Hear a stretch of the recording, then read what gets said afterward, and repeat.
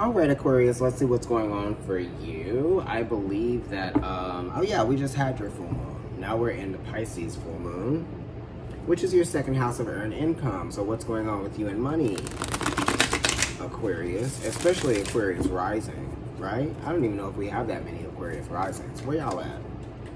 But this is for Aquarius sun, moon, and rising.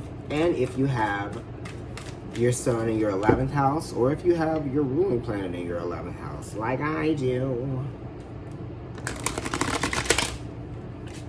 Okay. I'm gonna do it one more time after this.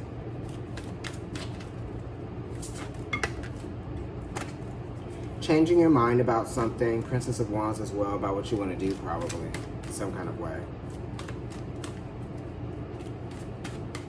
Could have to do with like work or school.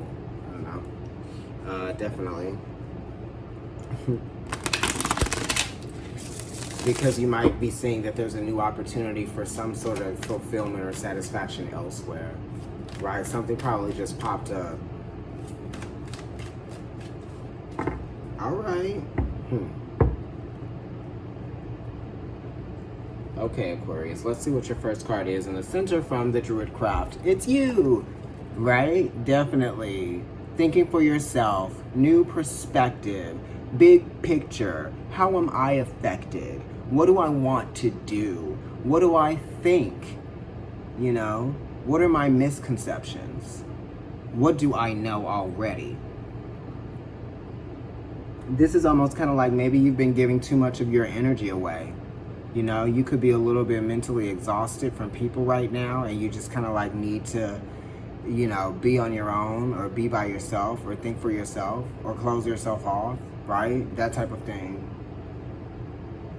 This is mastering your energy too, of thought process, right? So this is saying that you can think for yourself. You don't necessarily need other people to tell you what to do. You have the experience of knowing where you're coming from with this, you know? So it's kind of like you definitely have defined this moment for yourself already. You're realizing that this was something that was happening anyway. Okay, so the Nine of Pentacles is definitely relating to that defining moment. The King of Swords is here. It's 1/3 Capricorn. So it's talking about what you've built already and what you've established. You're thinking about maybe wanting to change that in some kind of way, and that's very powerful. And with the Nine of Pentacles being here, this is saying that like creating some really practical boundaries, right? Being very logical about the decisions that you are making, you know, so they're not coming just from a place of like impulse.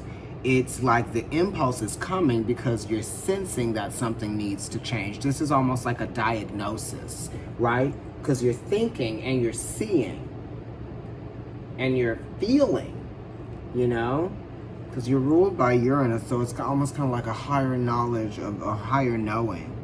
And then the Nine of Pentacles talks about like what's necessary. What necessary boundaries need to be set in place, or what changes need to be set in place, right? That create a new reality, or that support a new reality. Foundational changes, goal-oriented. So it's almost like these changes that you want to see happen, they're actually things that are goals. You know, this is a trajectory.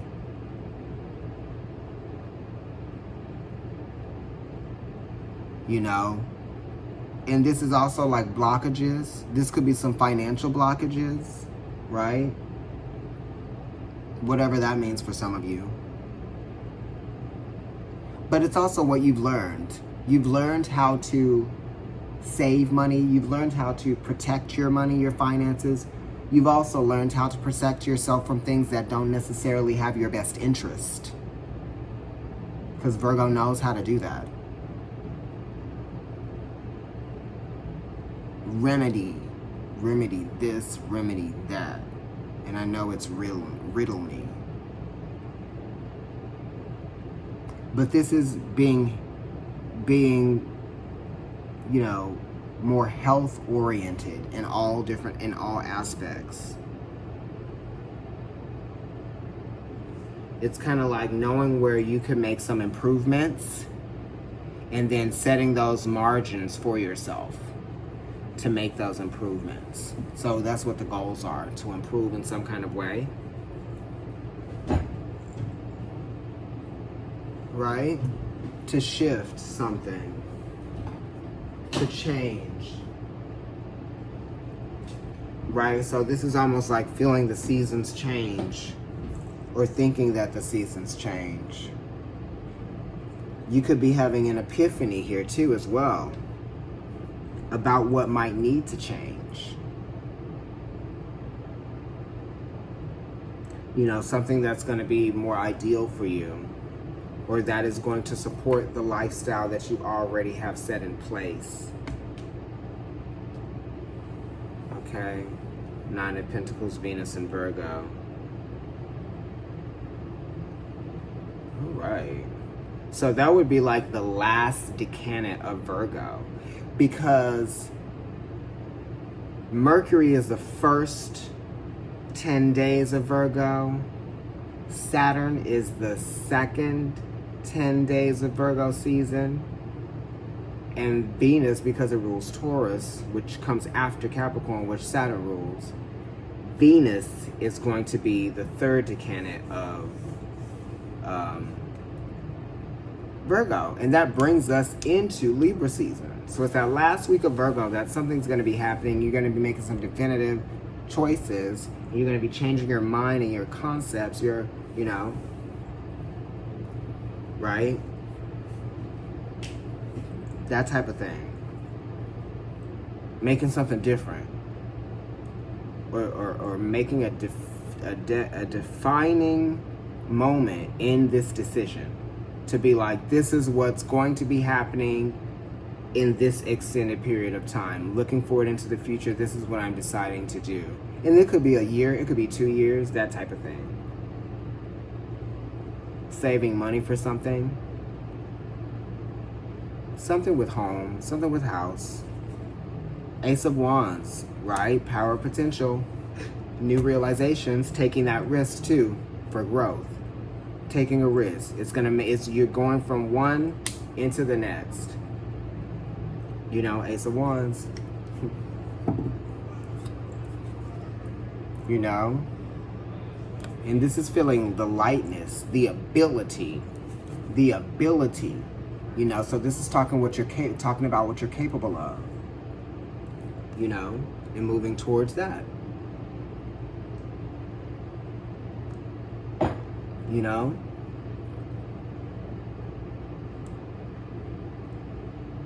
Okay, let's see what's behind these cards. So behind the King of Swords is the High Priestess, which is Pisces. So you are going to that next step. And it does talk about earned income and home. Because Taurus is, you know, the moon is exalted in Taurus, and Taurus rules the home. So, you know, when you're born, you have attachments that you're born into, and one of those things is a home, a family. So you could be just being divinely inspired to make certain adjustments or certain changes in your life. You could be trying to manifest something, or you could be trying to visualize something, how something would be more ideal for you. Right? This is also just like the connection that you have to, you know, your intuitive sense of self. Right? What are you sensing when someone's not telling you what to think? Right? And when you're not reading something that's telling you what to think, what are you sensing? How powerful is your intuitive insight? Are you listening to it? You know? Are you resisting it? Are you communicating with it? Right? By giving a little nod to it, you know, whatever. I'm speaking in metaphors and symbols here. But yeah. What is it that you want? What is it that you need?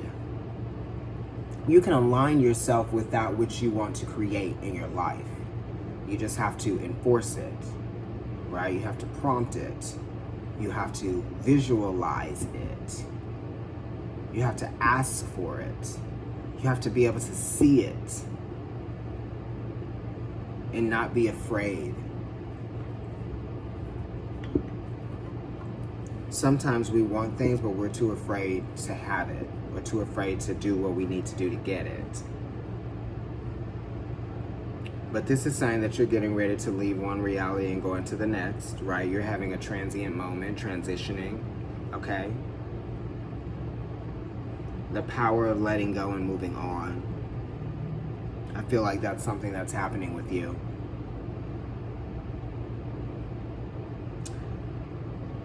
Okay, so let's go ahead and see what's behind the Nine of Pentacles here.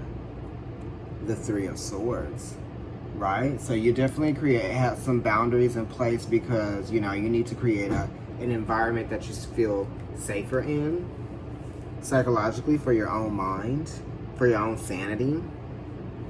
You know, the Three of Swords is saying how you have made a connection and understood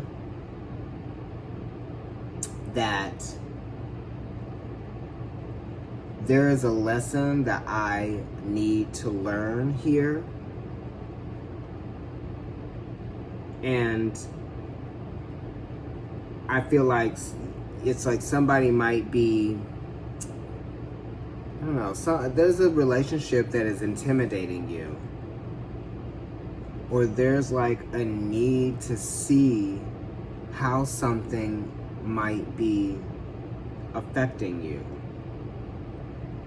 The Three of Swords is saying that you have a responsibility to see how an environment is restricting you, how a relationship might be holding you back. And you know which one it is.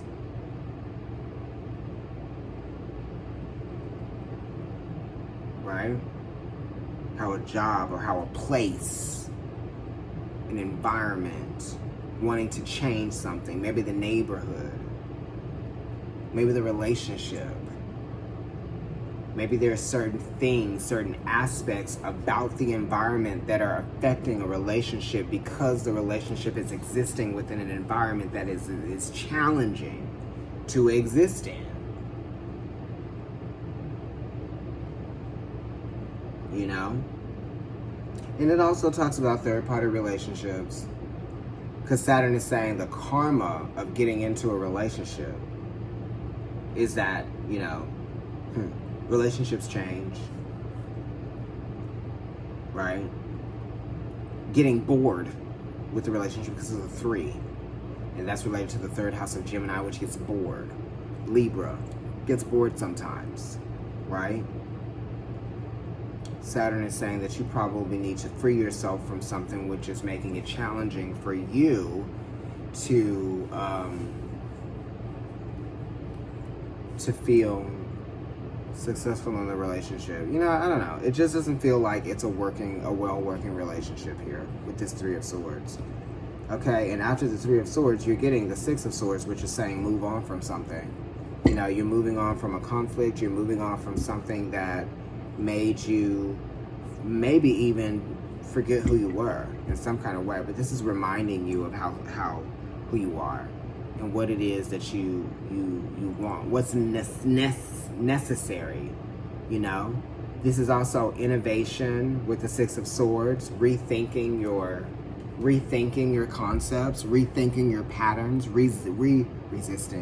resisting your patterns, right? So you could be trying to resist your patterns, being that it's Aquarius and it's Mercury, which is the exalted in Aquarius, but Mercury rules Virgo, and Virgo is the 6th house, you know? So you could be resisting to fall back into those old patterns that might have been getting in the way or might have been preventing you from seeing some new aspect of who you could be or what you could be doing. This is wanting to change your landscape, your mental landscape, change the way you think. It'll be hard, but you can do it.